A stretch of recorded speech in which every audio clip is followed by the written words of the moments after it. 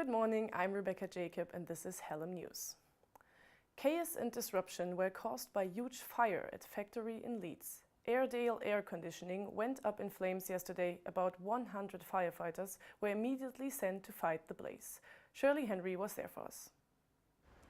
Investigators survey the damage the day after an intense blaze.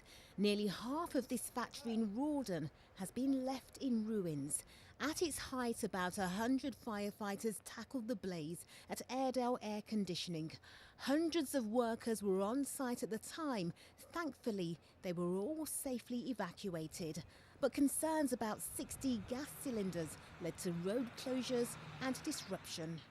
The contents of an acetylene cylinder are quite volatile, particularly when put under heat. It's something that we have to monitor and control very carefully, which is why we had to close the road last night, which caused significant disruption to the commuting traffic. It couldn't have happened at a much worse time, really. We had to monitor those constantly, and actually we're still doing that as we speak now to ensure that they're safe.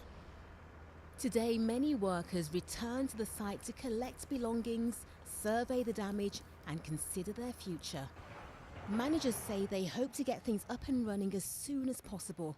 But in the meantime, employees have been told not to turn up for work next week. Shirley Henry, BBC Look North, Leeds. Earlier this morning, various trade unions initiated a protest calling for a ban on zero-hour contracts. The protesters also demanded a minimum wage of £10 per hour. They accused fast food company McDonald's of employing staff on zero-hour contracts. However, business leaders claim the contracts offered more flexibility. Around 40 different employers presented themselves to Hallam students at this year's SHU Pathways. The event reaches out to graduates from media courses. Students could bring their CVs and get informed about jobs available in the media landscape. Also on the schedule were workshops like writing the perfect CV or how to use social media for finding a job. SHU Pathways was organized by Hallam lecturer Philo Holland and his team of students. And we stay at Hallam University, where the annual SHU Fest takes place this week, including various events and performances. One of this year's performers was finger guitarist Jeff Allner, who performed his cover versions of famous songs. The week-long festival aims to give staff and students the opportunity to present their culture and talent. The SHU Fest, which was organized by students throughout the whole year, hosts over 40 different events. I'd been seeing SHU Fest happen for the last 2-3 years, and every time I walked through I sort of said, yeah, it's about time I put my money where my mouth is and actually turned up. So I'd been trying to get some of our students to perform as well, and I thought, well, the best way to get them to perform is I'll perform and then it's their turn next, sort of thing. And for all people who want to try out something new this year, a new indoor climbing hall opened its doors in Sheffield. The Foundry offers climbing walls for beginners as well as pro climbers. They also run an academy for the next best climbers in the world. Tanya Arnold has more on that. If you take South Yorkshire's best young climbers, the country's best climbing wall, and the world's best in their sport, you get something pretty special.